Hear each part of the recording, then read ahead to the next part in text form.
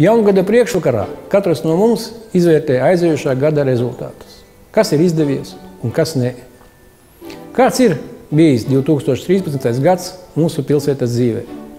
Nebija viegls un nebija vienkāršs. Negribu liekuļot un apgalvot, ka viss ir brīnišķīgi. Tikai tad, kad jaunatne tūkstošiem sāks atgriezties no ārzemēm mājās, tāpēc, ka šeit dzīvot ir labāk, tikai tad mēs varēsim lepoties ar padarīto. Bet tas nenotiks pats no sevis. Priekš tam ir vajadzīgs kopīgs un saspringts darbs. Un gribu uzsvērt, ka visi pašvaldības lēmumi ir vērsti uz to, lai saglabātu esošās un radītu jaunas darba vietas, lai pilsētnieku dzīve kļūtu labāka, nevis uz to, lai daži biznesmeņi varētu vairot savu peļņu. Jā, dažiem tas nepatīk, bet lielākā daļa pilsētnieku to atbalsta, un tāpēc arī turpmāk mēs iesim pa šo ceļu.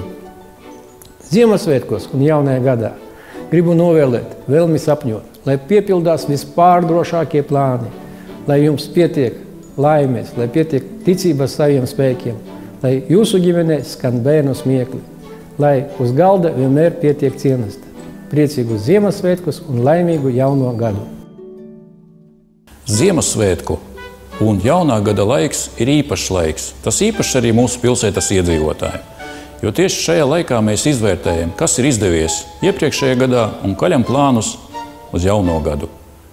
Es domāju, ka 2013. gads bija veiksmīgs visiem mums, jo pilsētā tika realizēti dažādi interesanti projekti un soli pa solim mēs kopā visi centāmies, lai dzīve pilsētā kļūtu interesantāka un labāka. Kultūrā notika dažādi festivāli, dziesmu svētki, konkursi, tika atklāts arī Cietoksnī mākslas centrs Marka Rotka vārdā nosauktais, attīstībās bija arī citi projekti. Sportā notika arī sacensības starptautiskas, mūs priecēja ne tikai jaunie sportisti, bet arī seniori, var minēt pasaules čempionātu snukerā. Un arī izglītībā mēs pabeidzām ļoti lielu, nozīmīgu pilsētas skolu renovācijas un labiekārtošanas projektu. Turpinās projekti arī pirmskolas iestādēs, uzsākti projekti profesionālās izglītības iestādēs, un arī garantija būs arī atbalsta programmām, kā bezmaksas ēdināšana un transporta nodrošināšana skolniekiem. Gribas apsveikt visus un lai visās ģimenēs mums būtu pārticība, veselība un galvenais darbs. Gaišus Ziemassvētkus un laimīgu 2014. gadu!